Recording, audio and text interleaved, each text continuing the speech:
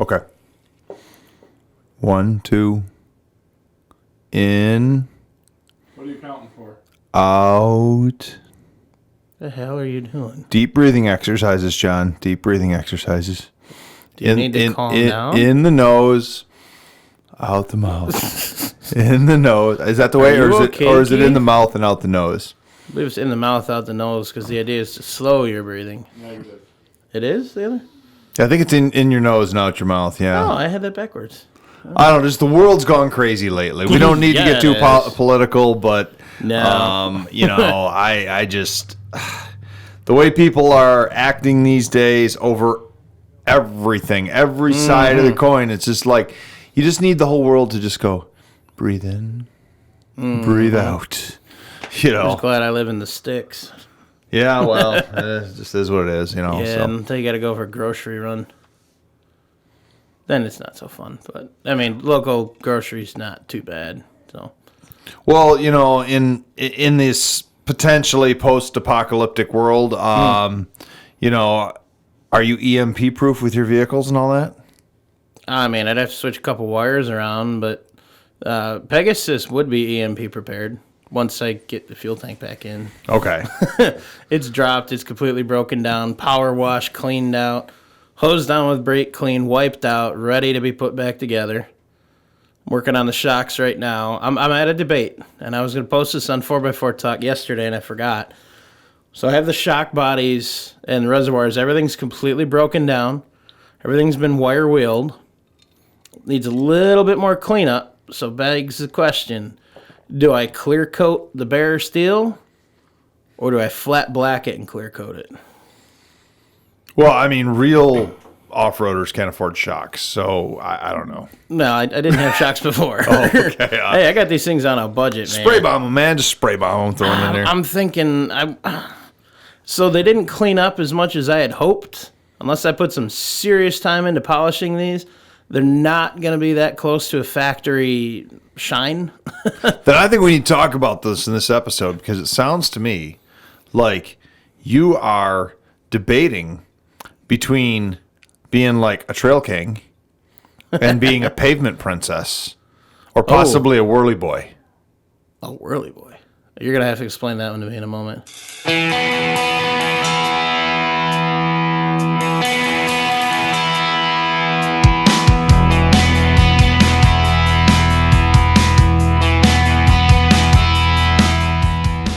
It's time to hit the trail, lock in those hubs, and throw it into low range. Because you are listening to Wheelin' with Keith and Johnny Orange, broadcasting from the Thin Line Off-Road Studio. They're here to talk about 4x4s, trucks, and everything to do with enjoying the great outdoors. Buckle up.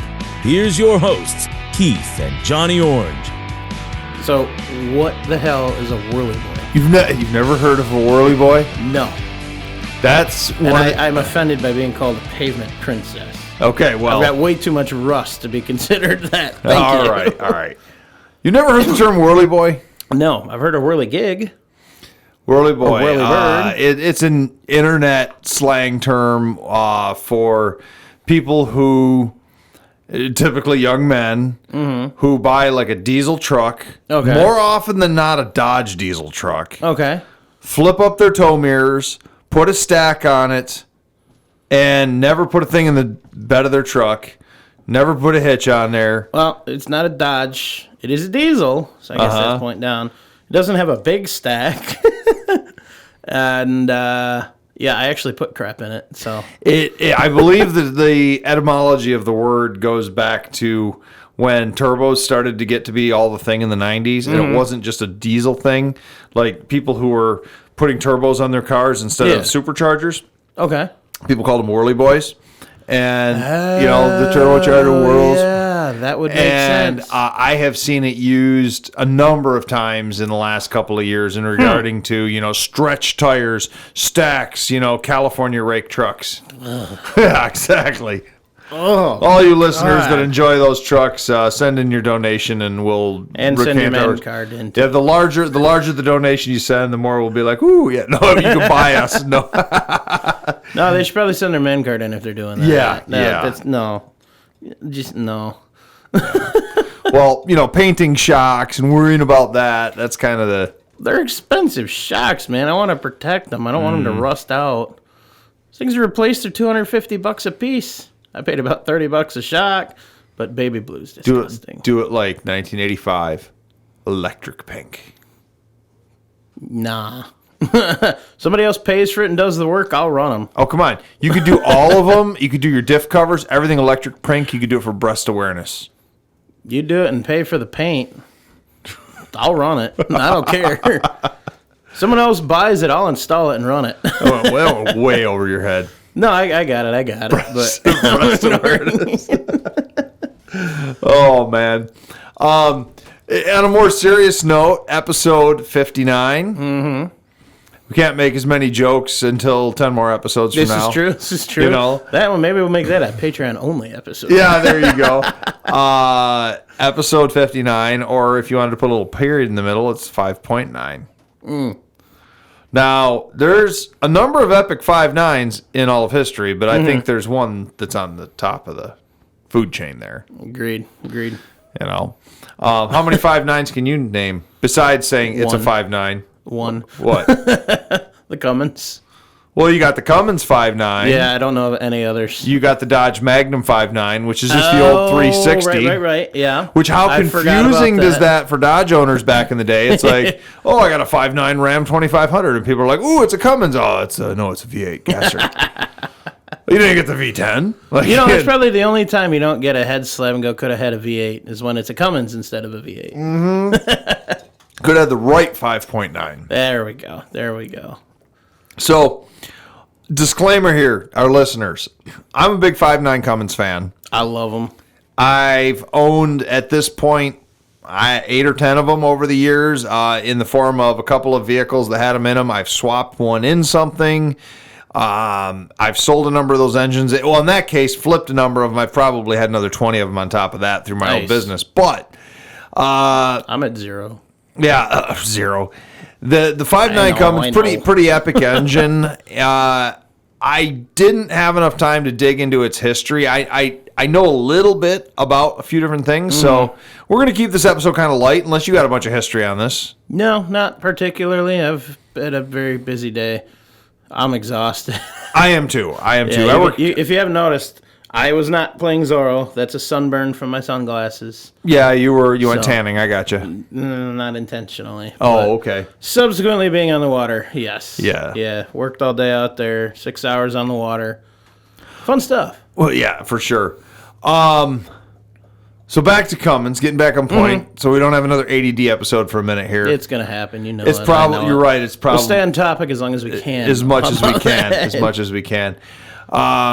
Let's talk about why. Here's the deal. Podcast listeners out there, if you listen to the show, even a lot of seasoned off-roaders, seasoned truck guys, seasoned car guys, even seasoned diesel people don't specifically know why the 5.9 Cummins and the Cummins engine in general has reached such cult status. People are like, well, why though? They just, now it's become a thing, kids, Yeah. I want a Cummins. Well, why do you want a Cummins? Oh, it's cool. They don't know why it's cool, know? And so that's what I want to talk about a little bit, is why these... I'm for it, because I never really realized that was a thing. I just always assumed that's the best engine. Well, all right, little bit of history here. Late 70s, early 1980s, all of the American truck manufacturers realized that they needed to get into the diesel game because they were selling diesel half-ton and medium-duty trucks overseas, Japanese trucks, and there were some European trucks and things like that. We were at the heels of a gas crisis in the 70s, I think 77 or so, where the American public, we actually had... It was weird because we were kind of going into this kind of recession, but we were having a building boom at the same time. And so there was tons of tradesmen out there and tons of people who worked out of their vehicle, and they needed trucks. Yeah. But they didn't need a truck, a 3/4 ton or 1 ton truck that got 6 miles a gallon. Yeah, that's not good for anybody. I don't know what the prices were back then. They were still cheaper than what they were a few years ago or what they are now because the time value of money. But they probably were the equivalent of maybe $5 to $8 a gallon back then. And so people were like, in their time money, you know, so maybe they were paying, I don't know, $1.90 or something, or $1.50. But people were like, it was probably even cheaper than that. Exactly. People were like, this is not going to work. And at the time, diesel, which is produced as a byproduct of gasoline production, was incredibly cheap. Mm-hmm. So there was this race, they were going to build diesel cars and diesel trucks and things like that. So, General Motors, Ford, Dodge all went into it playing with a couple of different ideas. Mm-hmm. Dodge, for I think it was 2 years, you could get a Mitsubishi diesel engine in. Okay. They only made like maybe, I don't know, 800 or 900 of them, something like that. They're extremely rare. I think it was 78, 79 only. Interesting. Ford, before they came out with the International 6.9 IDI motor, you could order from a couple dealerships around the country. You could order a brand new Ford truck. They would pull out the engine and they would dealership install a Perkins diesel engine. Oh, nice. And so that's where Ford kind of started to get into the diesel stuff. Yeah. General Motors, they played with a couple of things. Namely, they took their 5.7 Oldsmobile diesel car engine and started offering it in their half-ton trucks and the Suburbans. But it was grossly underpowered because the thing was like... that sounds crazy low on power. It was like 90 horsepower and had no turbo. It was just kind of a weak dog motor. It was okay in a car, but it was terrible in a truck. Mine's 125 from the factory. You calling that a low horsepower? No, It is, yeah. that thing is yeah. Well, so there was kind of this race to do this. And the shame of it was that all of them didn't have experience building over-the-road diesel engines in-house. Mm-hmm. And so they all were designing their own. They were tinkering with them. There was a lot of failure rate with the early designs with everybody. Yeah.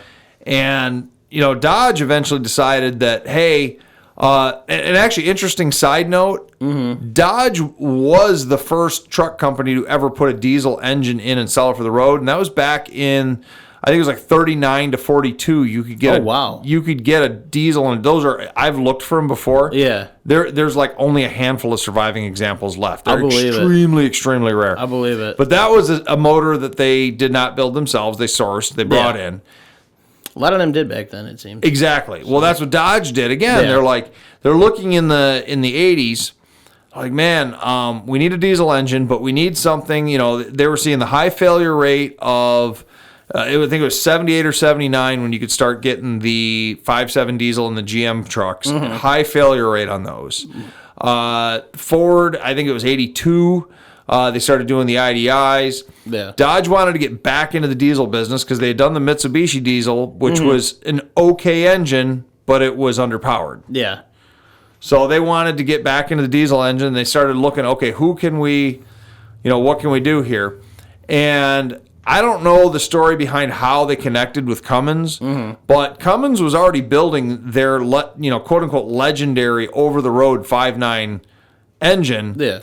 That was being installed in medium-duty trucks and school buses. Okay. So they'd been building that engine since, I think, 83 or 84. Really? Yeah. Wow. People didn't realize that. The engine outdates the Dodge trucks. That. It's not a Dodge engine. It's a Cummins engine. I always thought the partnership just started with them. I didn't realize it was a Predates totally Dodge. independent thing. Wow. So they did some testing, and they did a bunch of measurements, and I read an article, I want to say in Four Wheeler Magazine. I could be wrong on that. Maybe a listener will say no, because somebody else read that article as well, I'm sure, that listens to us. Mm-hmm. But they talked about the early testing of the Cummins engine, and in the Dodge trucks, and they literally, it was an engine swap. They took it and they said, okay, how can we fit this thing in here?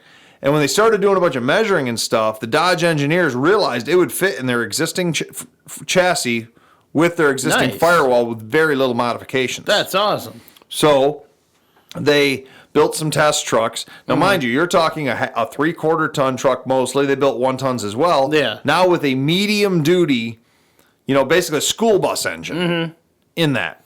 So it's going to have a little bit more power than it did before. a little more power, but the engine is not being worked at all. Yeah, that would be a valid point. You've got an engine that was designed for heavy duty successfully, application in a light duty. yeah, or to lighter push duty. around a 40,000-pound vehicle all day long. Huh. Now you're putting it in a 6,500-pound vehicle. So it's just gonna sit there and Just purr. chug away. You are not putting, even towing a 40-foot horse trailer behind that thing, it's still towing less weight than it would be if it had going to school bus I full never of would have kids. figured that.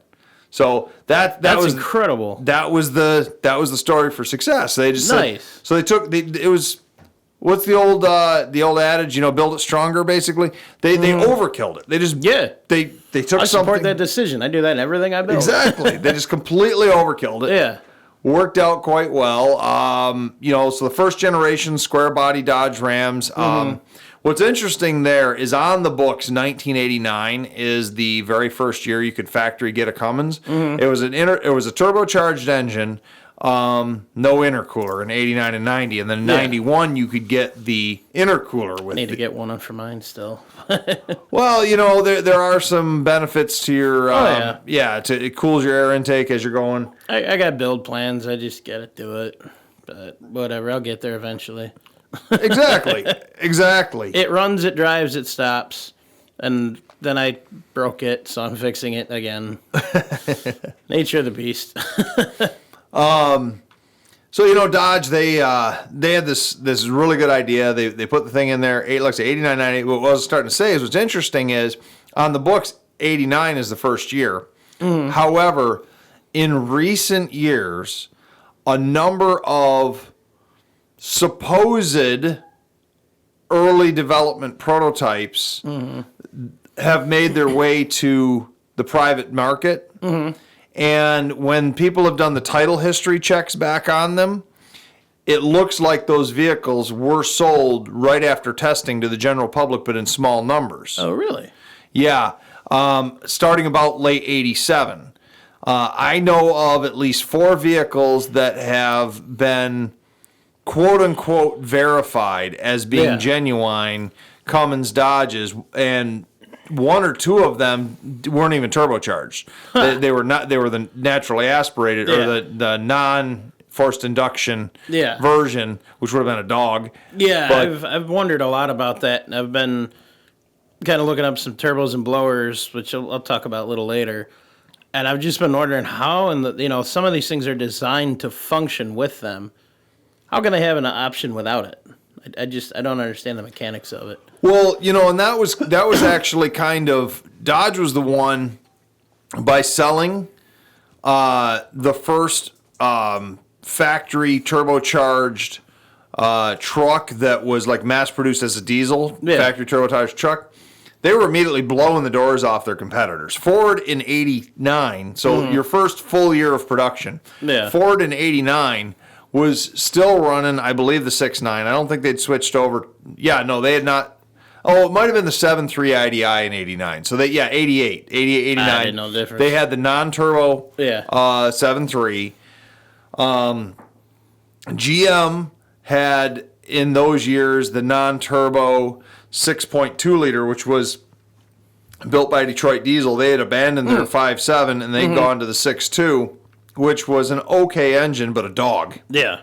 So here comes I imagine insanely heavy, too, for some reason. And that's one of the reasons, too, that Dodge put on the side of their trucks Cummins turbo diesel. Yeah.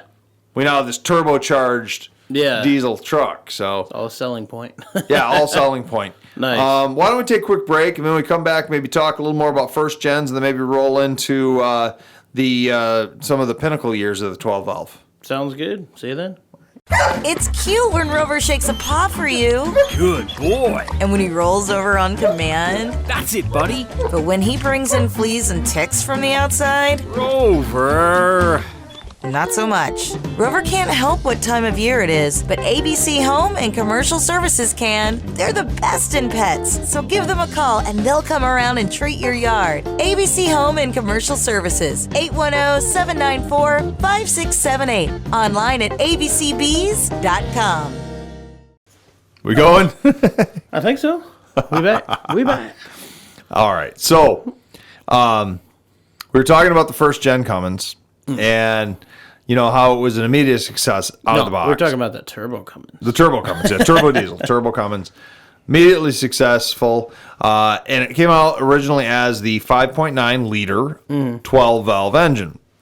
12 valve, pretty simple. It's got 12 valves. It's got two per cylinder. It's a 6-cylinder inline engine. Another reason the Cummins ended up being such a great thing is it was a simple design. It was developed. Those inlines are holy crap. Yeah, inline engine design always ends up being better than a V design because the engine internally isn't fighting against itself. They end up lasting longer, being more durable. But with the 5.9 Cummins, those engines being originally designed for industrial applications, and even they even put them in tractors and stuff. So Believe it. they were designed to run off of just one wire, Yeah. which you didn't even actually need. You could run. That's just the fuel shutoff valve. Ha! They're Nice. completely mechanical.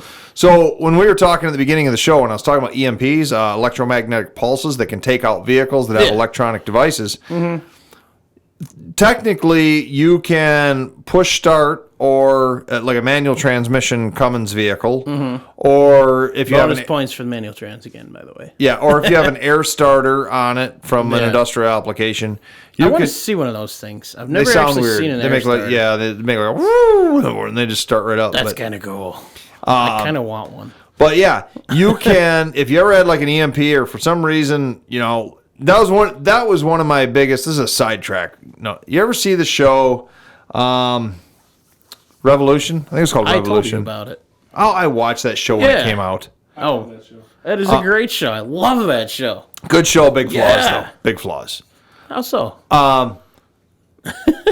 In that universe, there's no reason that a diesel engine vehicle wouldn't still like a simple like a Cummins Correct. 12 would Yeah, still run. absolutely correct. No, because they explained in the show that electricity Yeah, the just little didn't work. nanobots were eating electricity. I actually never got that far to know that it was nanobots. I know people have told me that. Oh, dude. Now, you can't talk about this until you finish I it. watched like half the. I eventually got bored. I got pissed off, man, because I understand that like they eventually got a steam powered train or something like Like, Georgia was all steam-powered.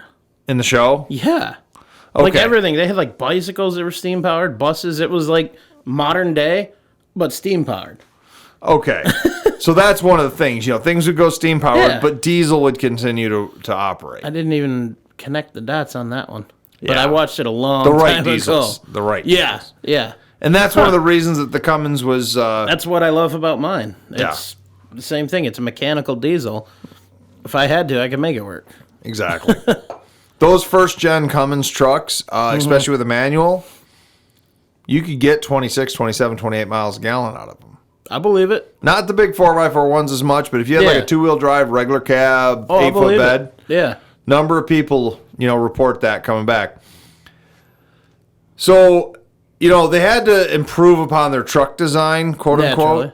And they came out with a more aerodynamic design for the 94 model year, what they call the second generation Ram pickup truck. Okay. And they continued on with their agreement with Cummins, but they wanted to change it up a little bit. They wanted to get a little more horsepower out of it.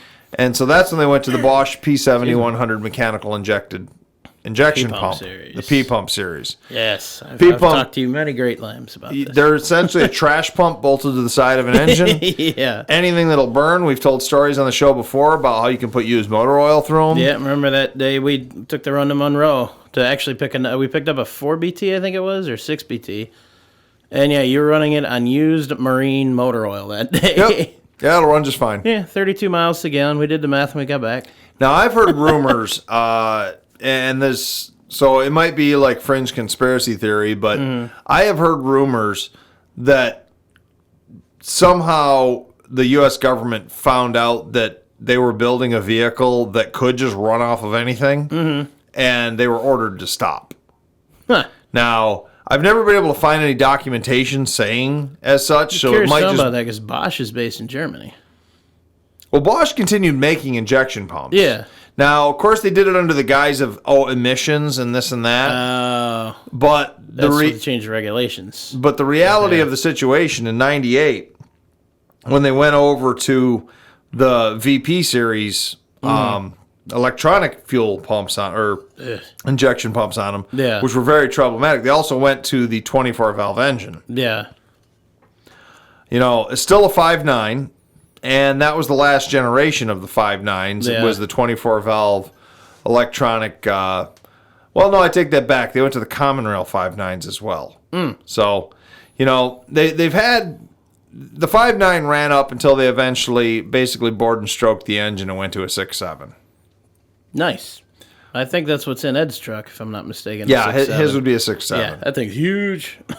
But like we were saying before, it's the early ones, the early 5.9 Cummins. Even the 24 valves with the right wiring harness, very easy to swap. Very, very durable engines. Yeah. And that's part of the reasons that they've had this just legendary status. Yeah. But you're gonna say something? I was going to say, so what would be the ultimate 12 valve 5.9 to have? Well, just a P pump one. Well, any specific year. I remember a couple episodes ago we were talking about like a bell housing or mounting difference or something. Any of the P pump ones are going to be 94 to 90, early 98. So somewhere in that range is probably the ultimate of those. Well, okay, let me take that back a notch, because if you ordered it from the factory with an automatic transmission, your injection pump was tuned to 185 horsepower. Okay. If you ordered it with a manual transmission from 94 and 95, you got a 205 horsepower injection pump. And in 96 and 97, you got a 215 horsepower injection pump. Only with the manual, or that only was with the both? manual. I like it. So the ultimate Cummins engine to have is one out of a 96 to early 98, because they did a mid-year switch over to the 24 valve. Gotcha. So a 96 to early 98 12 valve from a manual transmission truck. Nice. Now, with the caveat being that it is not a 53 block. Okay. I remember talking about that at one of our episodes. So Cummins, I believe, they did a lot of they still do a lot of casting in Mexico. Yeah. But one of the plants they used had a big 53 stamped on the side of the block. Mm-hmm. And those have about a 25 to 30% failure rate. Ooh. They tend to crack all the way along underneath the cylinder head. Now, there's a kit you can buy that essentially slabs a bunch of JB Weld on the side of it, and it'll get you by. Those engines, most guys will say, were only found in 98s, and you could find them in both the 12 valve and the 24 valve because they use the same block. The head was different, but the block was the same. Yeah. However, there have been a number of late 97 builds that have been found with that 53 block. Bummer, man. So if you're really looking for one and you're looking for that ultimate Cummins engine, you really want to look for a 96 or 97. And if it's a 97, and the date code's right on the timing cover on the front. If it was built January, February, March, April, May, you're probably golden. The easiest way, though, is to look at the side of the block, and if there's about a 2-inch tall 53 cast into it, it's a 53 block. Yeah. If it's not there, it's about the middle of the block. Now I'm testing my memory. I think it's on the exhaust manifold side, but I could be wrong on that. It might be on the other side. But it's right there in the middle of the block. Yeah. There's a 53. Unless you're getting the thing dirt cheap, somebody's selling it here for a couple $100 and it's got the right injection pump and everything on it, go ahead, take it, run it. The injection pump alone's, worth $900 if you pull it off and sell it. But So one more follow-up question. what's that? So with the Detroit diesels, you get the serial number off the block. You can call, a dealer, get the information what it originally came from, its original build specs. Can you do that with the Cummins to verify what it came out of or anything? Yeah, Or absolutely. Are there but- numbers to cross-reference for anything? Yeah, absolutely you can. But the tag on the front of the engine, if it's still intact on the timing gear cover on the front, also tells you right on there the horsepower Oh, that's even better. and the then. year. So Awesome. you can look right at one. Not that there's junkyards around that have stacks and stacks of Yeah. Cummins, but you can wipe the grease off the front of that cover. It's kind of on Yeah. the left side. It'd be the left side of the engine if you're looking at it from the driver's perspective. So on the timing cover on the front, just wipe it down. Yeah. It's about a 1.5 by 5-inch strip plate. Red too, isn't it? What's that? It's red and white. If I remember. I think on some, I think it's black and white on most though. I've only seen a few working with you with just looking at. Yeah, them and in you different can places. rub the grease off, and Yeah. you can see that. Good to know. Speaking of that, if you're looking at a Cummins engine for your project, the early 12 valves, like I said, you got the rotary pump and you got the P pump. The rotary pump's going to give you a little bit better fuel mileage. You can turn it up a little bit for some more horsepower, but you can turn up the P pump even higher. Yeah. So if you're looking for a stock engine, either are fine. Although the P pump you can run off used motor oil, the rotary I like pump the idea of that. you cannot. Yeah.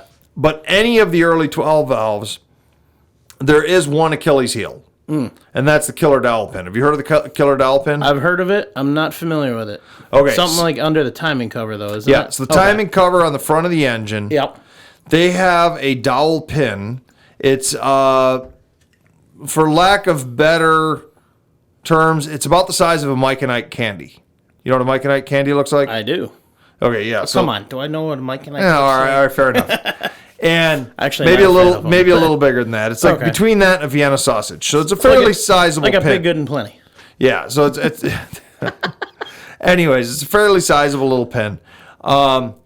It is pressed into the front of the engine block, and then it kind of locates the timing cover on the block. Okay. For whatever reason, they tend to eventually wobble out and they can fall down into the timing gears. Ooh. They typically do not damage the timing gears, although they have been known to do that. But usually what happens is they roll into the timing gears so they get caught between the timing gears and the aluminum case, and they crack the aluminum housing, and you end up having oil all over the front of the engine. Ooh. So if that happens, they can destroy the engine. Yeah. More often than not, they just destroyed your timing cover. Now, if it's just a small crack, you can sometimes weld them and you're lucky and you can put them back together. Yeah. Otherwise, you're looking at a timing cover, That sounds expensive. a couple $100 at least for a used one. Not as bad as I was expecting. Right from Cummins, maybe $400 or $500. But That's still less than I was expecting. they made enough of them that there's Yeah. enough of them out there. The easiest thing though, if you're going to build a Cummins or you're just going to swap one in something, you pull the sheet metal timing cover off the front of the engine. It's bolted to the aluminum timing cover, or I'm using the wrong term here. The timing housing.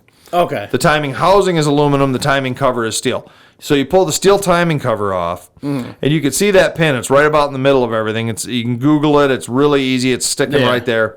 If it's sticking out, you hammer the thing back in a little bit, and there happens to be a bolt for the timing housing that is about 3/8 of an inch from it.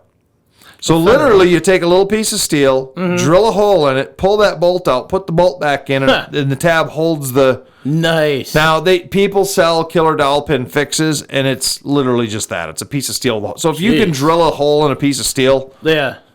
you can fix it. Sounds Other like- people will peen it over on the aluminum. I don't like that as much because it kind of it's kind of janky. I was gonna say, I spent pulling those shocks apart. I needed a tool to pull the piston out. Okay. They sell them for $45. I had some scrap metal, $10 with a welder and a 1/4-inch bolt, and I had one. Sometimes it's what you got to do, man. Sometimes Yeah. you got to make the tool you need. Yep. We've talked about homemade tools before. Oh yeah. Yeah, so- Homemade jack stands. Great with quality 2x4s and drywall screws. Oh yeah, I'm yeah. kidding. Don't ever do that. Please, for the love of God, don't do that. No, I built one out of 4x4s, angle bracket, and 3/8 lag bolts. Hey man, I still use them. whatever works. Yeah, they work. I bought some nice 12 tons, though. I needed the height was the reason. Yeah. Yes, they're Harbor Freight. No, they're not part of that recall. I guess I'll just put my. They're no. actually really solid jack stands. It's you've got the same kind. I know. I've used got a them. number of them. I've used them over the Yeah. years. I think I got 7 or 8 of them. But Yeah. so yeah, I mean I could talk Cummins all day and the pros and cons of different ones. There's What's kind of interesting, I guess, on the final note on the Cummins thing, and maybe we'll talk about some 4x4 talk and some news and events that we have coming up. Yeah. A couple announcements to make. We do a couple announcements to make. Are we going to tell them? Well, we'll discuss it between. We'll let Andrew, producer, tell him. Anyways, He's ignoring it. People talk about the Cummins. What's interesting to me is there is a divide in the Cummins world, and it's really I want to call it a four-way divide, where like in the Ford world, in the diesel engines, it's pretty much the 6.0 guys versus everyone else. Yeah. We've talked about that before on the show, how, oh my God, next episode is 60. No.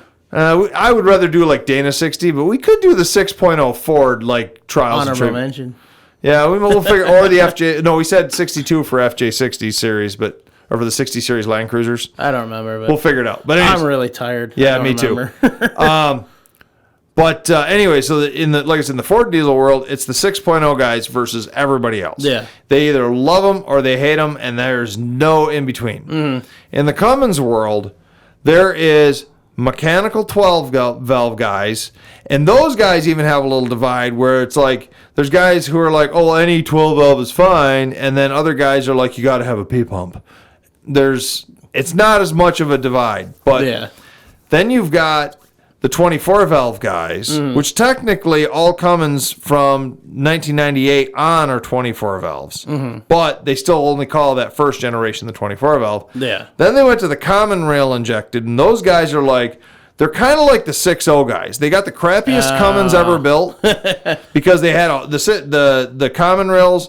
When the injectors go, they tend to wash out cylinders and catastrophic failure. My neighbor's mega cab is just dead because of that. Oof. That's what just happened. So he bought a Bummer. new one.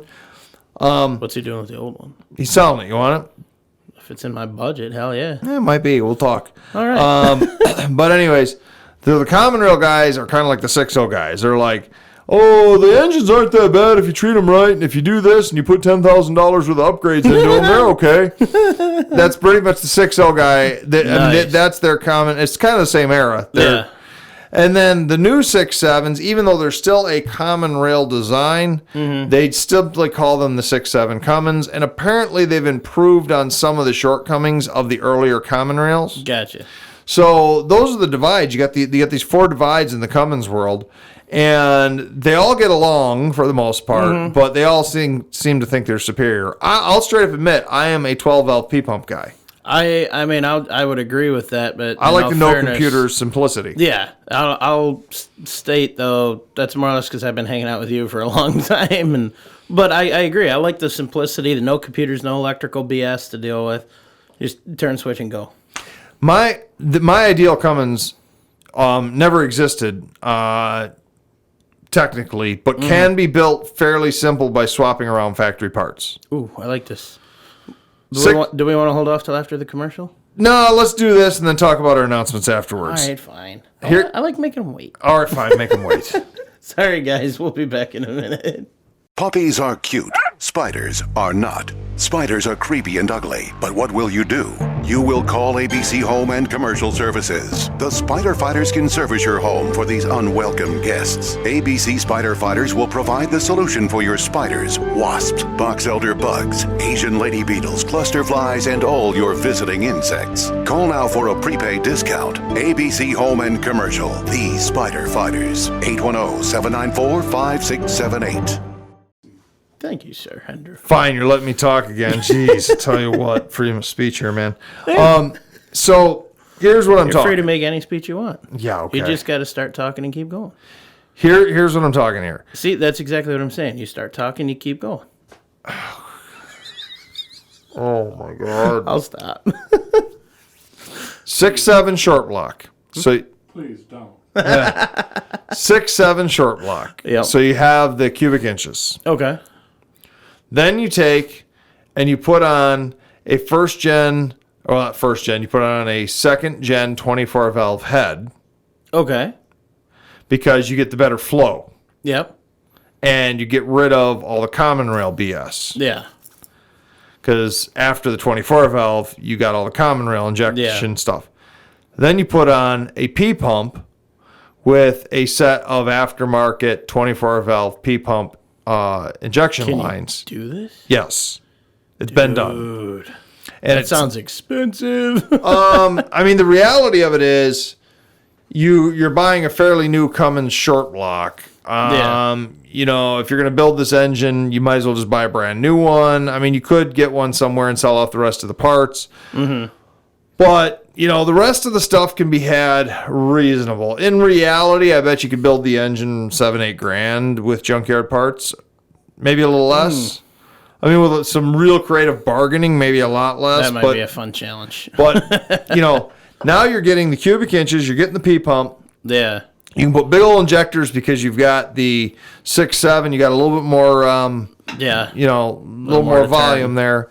And then if you want to go wild, you go with like twin turbos, multiple turbos. You know, there's been a number of them that have been done that way. In fact, I think that Excursion we talked about briefly on the show one day that I saw for sale was I built remember like that. Nice. I'm pretty sure that was a P-pumped 6.7 with a 24 valve head. I don't recall the vehicle. Yeah, the guy said he had like something like $19,000 in receipts in the engine. And yeah, he had a lot of other stuff in it too, so it was like, ooh. It's like, that'd be a nice replacement for Project Excursion. Oh, You yeah. know, so, okay, all right. Getting off the common stuff for a minute or permanently. Not permanent, just for now. For now. We've got some news, some announcements. John, what do you got?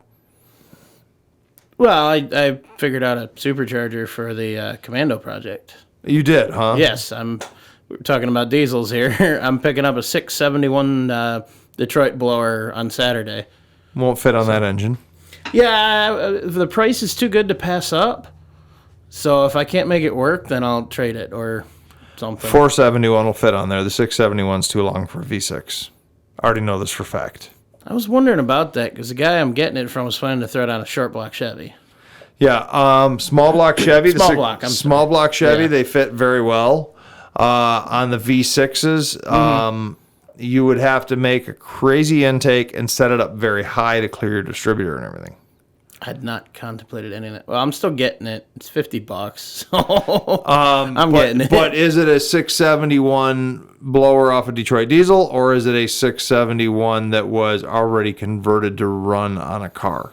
It's off a diesel because he was saying it needs a bearing kit to run on a gasser. It needs more than that. Yeah, I know the nose cone and all that stuff. And I'll show you the link. The impeller seals and all that. Yeah. They're only It needs a rebuild. They're only worth about $50. No, I'm still getting it. Yeah, I'm just telling you, they're not worth. I've had them before. They're not worth. Ah.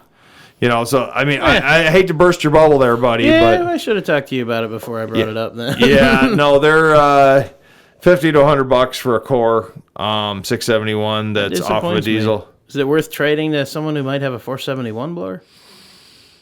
If they possibly had, but personally, I think you're wasting your money because you're Yeah, I buying suppose. something that's not going to work for what you have. And No, I just I'm think not it'd be trying to be cool. Debbie Downer Oh, here. no, I It's just- definitely cool. but I knew it was probably going to be overkill and may not even work. a 471 would definitely work on a Yeah. Buick V6. I don't know if they've ever made an intake for that, so you might be having to modify an intake. Oh, I'm all right with that. You know, but there are.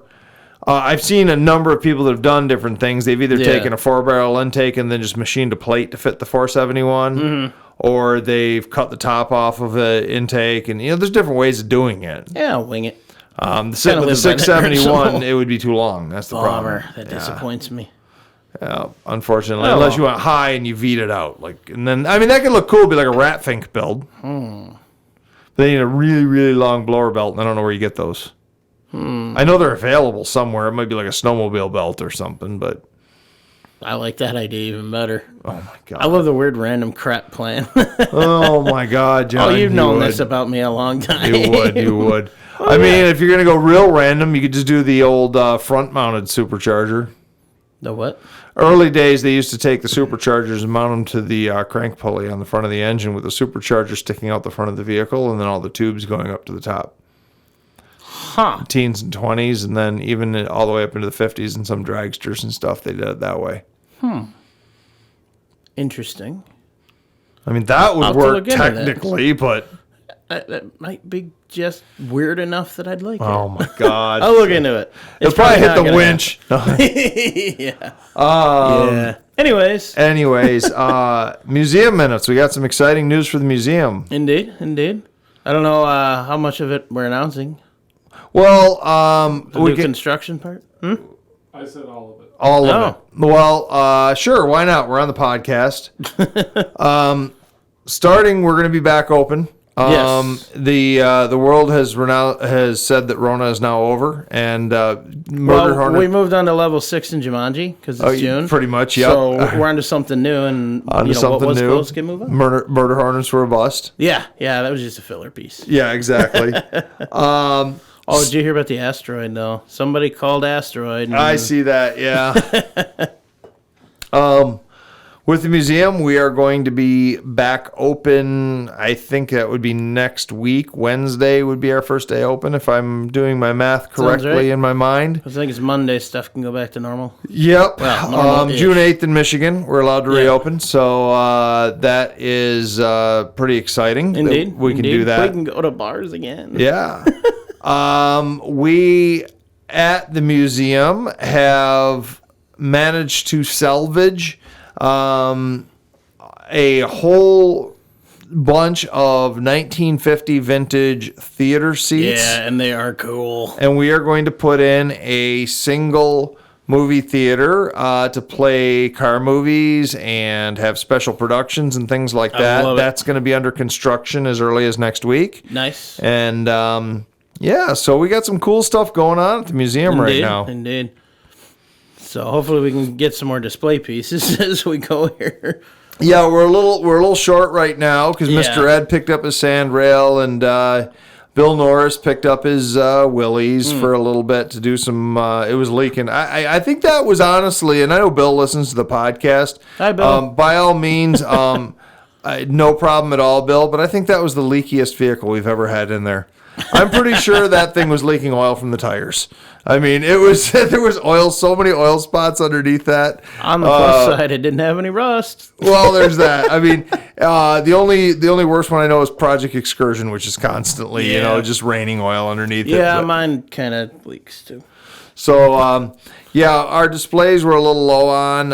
It does not mean that we would not love you to stop by and check out what we do absolutely. have. Yeah, more coming soon, as always. We have some exciting new donations that are coming in the form of some early advertising things. I don't want to announce those till that's a sure thing, and they're in the museum, of course. Good idea. But I would like to say that they are closely tied with the early Subarus, and so the museum is actively looking for a first generation American Subaru, or not built in America, but American imported Subaru. It would be if anyone out there happens to have, and I don't know a ton about them. I think about 78 or 77 was the first year you could get a Subaru in the U.S. I think you said something like that the other day. Yeah, if somebody's got a first generation American import Subaru that, even if it doesn't run and you're looking to donate it, I may know where one's buried. buried doesn't work. No, it did not work. It didn't run. Yeah. No, It it surely looks doesn't decent. now. We need one that looks decent for the new display. Yeah, this did Otherwise, maybe we'll do a big printout with a cardboard cutout or something like that. I like it. I like it. So we got some cool stuff going on. The museum's getting a something little. else?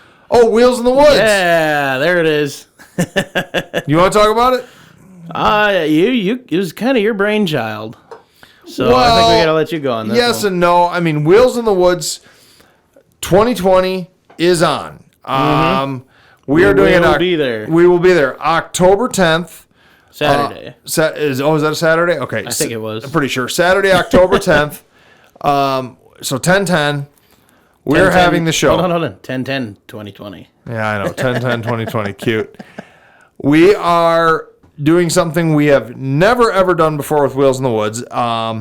We are going to open the event to all automotive, motorcycle, dirt bike, whatever hobbyists out there. It's got an engine. Bring it. Yeah, I mean, you want to bring your boat on a trailer. We have no problem with that. That would be awesome. The reason that we are doing this is because pretty much, at least in the state of Michigan, I don't know if this has been nationwide, but I bet it has because I've seen a lot of stuff. pretty much every show, every event, every cruise scheduled for the summer of 2020 has been canceled. Yep. And so we are officially not canceled, and we are going to be there. Now, we've already talked about this as the museum group and at the board meeting. If for some reason some craziness goes down where our now lifted restrictions are put back onto us, we will still do something on the 10th. Yes. If that means that we literally social distance by doing a cruise from that spot and drive around a couple of blocks and honk horns, we're doing something. So no matter what, Wheels in the Woods 2020 is on October 10th. Rain or shine. And this year, for the first time, we want to see your Corvettes. We want to see your Mustangs, your Camaros, your 50 Chevys, your Model A's. Anything that's got a motor. Like we said, your boats, your whatever, bring it. Precursor and warning to the trailer queen vehicles, as you insulted me with that word earlier. Mm-hmm. It may get a little muddy. If it's raining, it's on dirt. So choose wisely. Yeah, this is not a off-roading event or a mud bog event. This is a... You're kind of like your pavement car show, but this is actually on a manicured grass car show. Think kind of like the Concours d'Elegance with a redneck twist. I don't know what that is, but I like it. Well, the Concours d'Elegance every year, it's on a golf course. Oh, okay. Nice. So there's no golf playing. I mean, if you want to play golf, you can do that, but no guarantee you'll ever find what the about balls. Disc golf? Yeah, you could probably do that. You probably find a few places to do that. I like that. We got some awesome events that we'll announce as we go along. But like I said, Wheels in the Woods is going to be open to all wheels this year. And if I'm not mistaken, we were going to add a few awards classes for cars and car trivia, too. So modifying that, I'll take this idea. You had the idea. We were going to do like a 4x4 off-road trivia, a car trivia, excuse me, and then the winners from each go head-to-head to battle for, I don't know what we're going to title that yet. Ultimate Automotive Champion? Yeah, something like that. I was just thinking that. Ultimate Automotive Trivia Master or Champion, something like that. So we'll come up with a better title. This year, here's what we're going to tell you here. Going that we're the 4x4 versus the car guys, and we already have said multiple times on the podcast that we are going to be pulling a lot of the 4x4 trivia questions from things we've talked about on the podcast. You guys got an advantage. Yeah. Don't disappoint us. If you're showing up to the show this year, we need you to show up strong. We need you to show up, listen to all the back episodes. Yeah. And, write down some things or just keep it in your memory, because I'm really hoping that we can crown whoever the 4x4 master is, the ultimate automotive trivia guy. That would be awesome. So this is kind of like the cars versus trucks here thing. we need the... I need you guys to step up to the plate. Come on. I mean, not that we wouldn't, rightfully crown a Corvette owner or something, Hey, if they know, they know. If they know, they know. Yeah. But... I think that's a waste of knowledge. I mean, they should be in a big truck. And as a forewarning, kidding. The final one is going to be kind of more generic questions that could go across both genres. Ooh. So there'll be more like engine questions and maybe history questions revolving the company as a whole, things like that. So we're going to make sure those questions are fair enough for both classes. I like that. So we're not going to skew that, but the 4x4 ones are definitely going to be 4x4 related, and the car ones are definitely going to be pretty much only car related. We'll keep you guys updated as we go, of course. It's still in development. We'll be ready by then for sure. Absolutely. Well, John, I don't have much of anything else except for to tell you that I am a little excited. I've been following my Dave Ramsey principles, and I sent that final payment in, and I paid off in one lump sum Project Excursion. So now congratulations. Thank you. You own a leaky rust bucket. Exactly. I was just going to say I own a pile of rust that sometimes goes down the road. It sounds like all of mine, too. You know what? One final personal / show thing. I spoke with John Freeman, the Michigan president of the Scroungers Car Club, which, by the way, I was just told the other day I'm no longer a prospect. I am now a official member. Congratulations. Thank you very much. And I talked to him, and he is 110% on board with pushing with all of our Scroungers brethren and other car guys to come to the Sweet. show. He's Awesome. going to help push out the social media thing for the Wheels in the Awesome. Woods. He's really excited that we're still having the show this year. Very cool. Very cool. Yeah, it's going to be fun stuff. Well, thank you for your interest, sir. Greatly appreciated. Absolutely. Well, John, you got your list of to-dos and to-goes places and all that stuff? No, it's, Producer Andrew's going to go with no. yeah, producer Andrew would be correct. John does not have that list, but Oh my John God. can try and wing it. Again? So how do we start that off? Did you not come prepared to test at school? Like when you had like a math test or something, didn't you have your little cheat sheets all the time? No. Oh, well, all right. Well, Can then do wing it. that? Did you pass your math class? Barely. I was terrible in school, man. I hated math. No, anyways, so if you guys do have any questions or comments, feel free to reach out to us on our Facebook page, 4x4 Talk. You can go to facebook.com/groups/4x4 Talk. Answer a couple quick questions, get you in there, and ask away. Of course, a huge thank you to producer Andrew for all that he does for us. Without him, none of Absolutely. this would be possible. And clap. Keith and I would sound very, very terrible, I'm sure. More terrible. Yeah, big cats like crying to die. That's true. Yeah, That's true. Anyways, if you do enjoy the show and want to hear some more extra content, check us out patreon.com/wheelinradio. Low's $2 a month. You get a bonus episode on top of this episode that we do. It's a little more. How would you say? I don't want to use the word risque, but Offensive. offensive. That's a good one. It's a little bit more open mic, a little less PG-13. So we'll say it that way. $2 a month again. Patreon.com/wheelinradio. If you are watching us on YouTube, be sure to hit like and subscribe. See more future content from us. It's go from there. So with that, I'll say thanks for listening and have a good one, everybody. Well, Johnny Orange is just poofed.